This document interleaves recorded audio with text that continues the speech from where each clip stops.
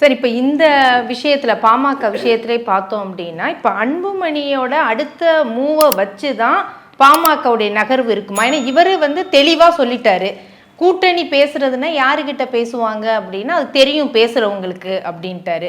அப்ப இனிமே அன்புமணியுடைய ரோல் என்னவாக இருக்கும்? இப்ப அடுத்த கட்டமா அவர் ஏதாவது சட்ட ரீதியா போவாரா? சட்ட ரீதியா போய் ஒண்ணுமே ஆக போறதில்லை மேடம். மக்கள் என்கிட்ட இருக்குன்னு காட்டணும். இவர் மக்கள் என்கிட்ட இருக்குன்னு காட்டணும்னு வன்னியர் இளைஞர்கள் என் பக்கம்னு பாத யாத்திரை போறாரு. பாத யாத்திரை ராமதாஸ் படத்தை தூக்கிட்டு போறாரு. அப்போ என்ன கொன்னுட்டு என் படத்தை தூக்கிட்டு போவியான்னு அவரு அந்த இடத்துல அடிச்சிடுறாரு.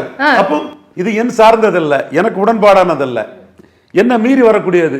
நீ போ, என் படத்தை இல்லாம போ, என்னை எழுத்துட்டு போ, ராமதாஸ் பண்ற தவறுன்னு சொல்லிட்டு போ, உன் செல்வாக்கு எடுத்துக்க. அப்ப ராமதாஸ் இல்லாம உனக்கு செல்வாக்கு இல்லை. அப்போ அதை அவரு தெளிவா அடிச்சு நிற்கிறாரு. அப்ப இதோட முடிவு சரண்டர் மட்டும்தான் இருக்குமா? ராமதாஸோட பேட்டியோட அர்த்தம் சரண்டர் மட்டும்தான். ராமதாஸுக்கு என்ன கேன் இன்னைக்கு? என்ன கேன் யார் கொடுத்துட முடியும்? அப்போ மூந்தனே ஒரு ஆளாக்கணும்.